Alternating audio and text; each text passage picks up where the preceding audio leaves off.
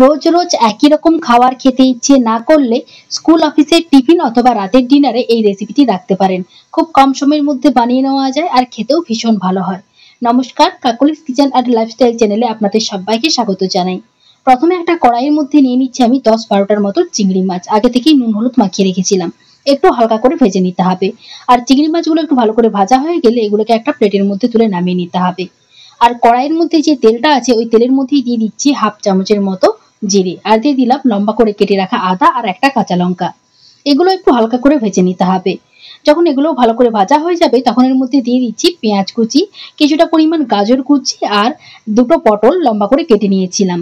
একটা মিডিয়াম সাইজের আলু দিয়ে দিচ্ছি, আর দিয়ে দিচ্ছি ক্যাপসিকাম একটুখানি কেটে দিয়ে দিচ্ছি, আর একটা মিডিয়াম সাইজের টমেটো দিয়ে দিচ্ছি।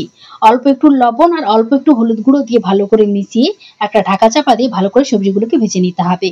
আপনারা চাইলে আপনাদের পছন্দ মতো এখানে যে কোনো সবজি অ্যাড করতে পারেন। আর সবজিগুলোকে একটু নেড়ে চেড়ে ঢাকা চাপা দিয়ে ভালো করে ভেজে নিতে হবে, যাতে সবজিটা ভালোভাবে ভাজাও হয়ে যায় আর ভালোভাবে সেদ্ধ হয়ে যায়। দেখুন সবজিগুলোকে ভালো করে ভেজে নিয়েছি, সঙ্গে ভালোভাবে সেদ্ধ হয়ে গেছে। এখন এর মধ্যে দিয়ে দিচ্ছি আমি আগে থেকে সেদ্ধ করে রাখা দুটো ম্যাগি, আর এর মধ্যে দিয়ে দিচ্ছি অল্প একটু রেড চিলি পাউডার, এতে কালারটা ভালো আসবে।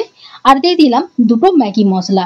দিয়ে দিচ্ছি এখন এর মধ্যে অল্প একটু সয়া সস, আর সসটা কিন্তু কম করে দিতে হবে কারণ এই সসটার মধ্যে একটু লবণের পরিমাণ বেশি থাকে। আর দিয়ে দিচ্ছি অল্প একটু টমেটো সস। এই সবকিছু ভালোভাবে মিশিয়ে নিতে হবে। আর সবকিছু ভালো করে মেশানো হয়ে গেলে এর মধ্যে দিয়ে দিচ্ছি ভেজে রাখা চিংড়ি মাছ, আর চিংড়ি মাছটা দিয়ে আবারও ভালো করে মিশিয়ে নিতে হবে। তাহলেই আমাদের এই রেসিপিটি একেবারে রেডি হয়ে যাবে।